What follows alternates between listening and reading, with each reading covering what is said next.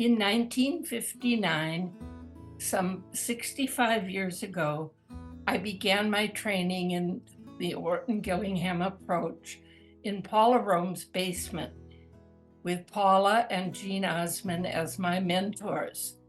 I tutored for them at the Reading Center for 15 years. In the mid-1960s, Orton Society President Margaret Rawson encouraged Paula to start a branch. The first informational meeting convened in Rochester in April 1969. Later that year, 130 educators, parents, and physicians attended the first meeting in late September. Several notable accomplishments happened during my 15 years on the UMB's board. We were the fifth branch to form and the first to be officially chartered in 1971 by the Orton Society. At that time, Minnesota, Iowa, Nebraska, North Dakota, South Dakota, and Manitoba, Canada were parts of the Upper Midwest branch. Also, we worked diligently to become incorporated in the state of Minnesota. In 1973, this happened. I moved to California in August of '74 as a member of the Local Arrangements Committee for the 25th Annual Conference sponsored by the Orton Society and the Upper Midwest Branch in cooperation with the Mayo Clinic. I couldn't miss this historic event, so I flew back to Minnesota for the conference. It was at this meeting I met several of the pioneers in the field of dyslexia, including June Orton, Dr. Orton's widow, psychiatrist Loretta Bender, neurologist McDonald Critchley and Richard Marzahn, and psychologists Margaret Rawson and Roger Saunders. I'd be remiss in not mentioning the contributions of so many Upper Midwest branches on the larger IDA scene. An impressive number of our members became members of the IDA Board of Directors, including Paula Rome, Jean Osmond, Dr. Drake Duane, Mary Lee Enfield, Wilson Anderson, Tori Green, Arlene Sonde, Leo Stern, and me. Drake, Wilson, and I served as president of IDA for 4 years each. So please enjoy today's conference. Here's Arlene. Our local branch began as UMBODS, Upper Midwest Branch, Orton Dyslexia Society, and it's now IDA, UMB, International Dyslexia Association, Upper Midwest Branch. I've been involved since the inception in 1969, at first with UMBODS, on the board of directors as secretary and then president. I co-chaired conferences in 78, 79, and 97, and probably a couple more, usually with Wilson Anderson. Currently, I'm on the board of advisors. ODS, the Orton Dyslexia Society National, I was there from 1982 to 1993 as branch president's council chairman, board of directors, and vice president. I also trained in Rochester at the Reading Center beginning in 1966. I was pregnant with my fourth child. What was I thinking? When Paula Rome and Jean Osmond started forming an Orton branch, we were ready to become part of the national organization.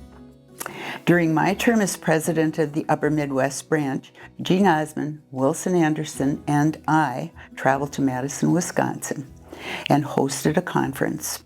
One of us did a plenary session in the morning, and then all three of us did a breakout session. After lunch, we had another plenary session and 3 more breakout sessions.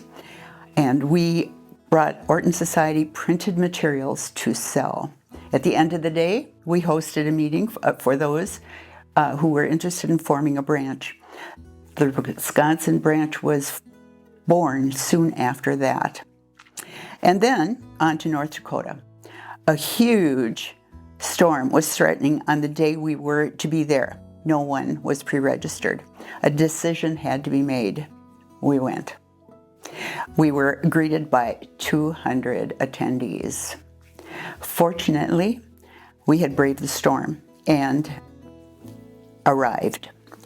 However, North Dakota opted to stay with the Upper Midwest branch of ODS rather than to form a new branch.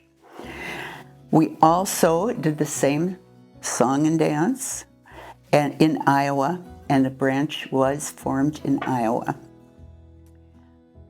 Many publications have been created by IDA members, or IDA UMB members, including Wilson Anderson, Winnell Carpenter, Mary Lee Enfield and Tori Green, Sue Hegland, Marcia Henry, Thea Holton, Kristen Johnson and Polly Baird, Paula Rome and Jean Osmond, Arlene Sunday and Karen Sunday. I know you're going to enjoy the amazing speakers and the opportunity to schmooze with friends at this 50th conference and the first in-person conference in a few years. Thank you. In my undergraduate training, there was little emphasis on dyslexia. Fortunately, when I did my student teaching, my mentor teacher introduced me to the Orton-Gillingham approach. But that exposure wasn't enough. I knew my phonics and I loved children's literature, but as a new teacher, I had to follow the school district's curriculum, and it didn't provide what my dyslexic learners needed. I wish I knew then what we know now. When teaching at the university level, I decided to take the basic and advanced training from the Reading Center. What I learned there, I implemented in my classes, reading courses that I taught to my special education majors, and it was exciting to see those university students and their elementary students both gain useful skills. As I was retiring from the university, I was elected to the board of directors, and my first years on the board were times of change for the Upper Midwest branch and for the IDA home office. But I was fortunate to be on a board with people who had a clear understanding of and a solid commitment to improving learning for dyslexic learners. There have been a lot of highlights during my 6 years on the board. Over the course of 2 years, we revised and amended the 2014 bylaws. That effort brought clarity and efficiency to our work as a board. It took us 3 years to create and launch our new website, providing more access to resources. We have expanded and strengthened our connections to like-minded organizations to better serve learners with dyslexia. We initiated a tutor training scholarship program. We have monitored and successfully advocated for legislation to recognize dyslexia and to improve instruction for dyslexic learners. As of this year, all 3 of our states in the branch have legislative language that includes funding for teacher training and curriculum that will be beneficial to learners with dyslexia. Also, every spring we have hosted a conference, and my first spring was an in-person conference in 2019. I think we had over 150 people attending. In 2020, our spring conference was going to be hosted in North Dakota for the first time. COVID stopped us, but we pivoted and turned it into a virtual conference with Emily Hanford as our keynote speaker, and over 500 people registered for that conference. For the past 4 years, we have hosted virtual conferences. We are thrilled to finally be able to host an in-person conference for our 50th conference. And we also have a virtual component to this year's conference. There's still a lot more to do, and we are looking forward from 50, and we hope that you will come along and enjoy the conference.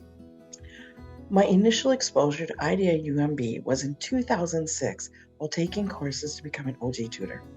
My mother had struggled with dyslexia and never had any help.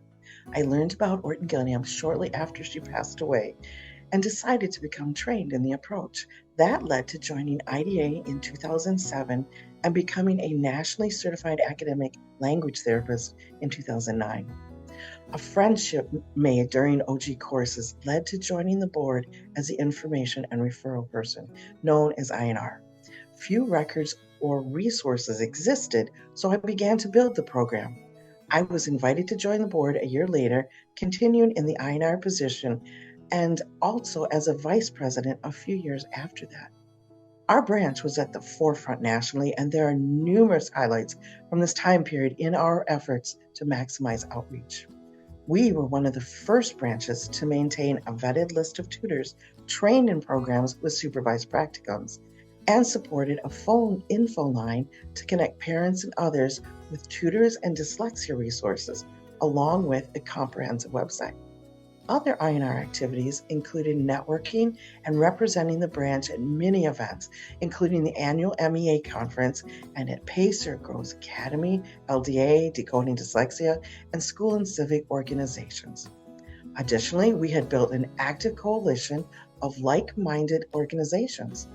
We worked together to support events such as Rally Day at the Capitol and National Dyslexia Awareness Month activities each October. A favorite memory is when we rented a theater at Mall of America in 2003 and held a screening of the documentary, The Big Picture, Rethinking Dyslexia, produced by James Redford. He introduced the movie, took questions from the audience. The screening was sold out and a separate theater had to be opened for the overflow. Members of our branch, alongside coalition members, worked tirelessly to improve teacher training by advocating to the Board of Teaching. Similar efforts were undertaken with the Minnesota State Legislature. Those ongoing efforts contributed to the enactment of the READ Act this past year.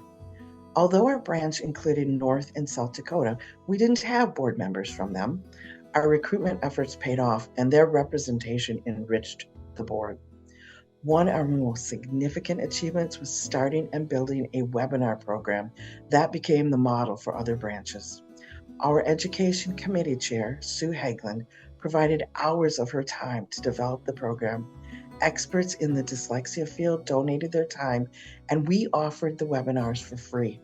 We drew local, national, and international participants. We continue to offer these webinars free on our website. As you watch this presentation, you are part of another achievement, the annual conference.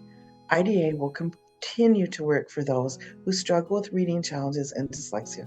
Welcome, and we hope you enjoy your day of learning.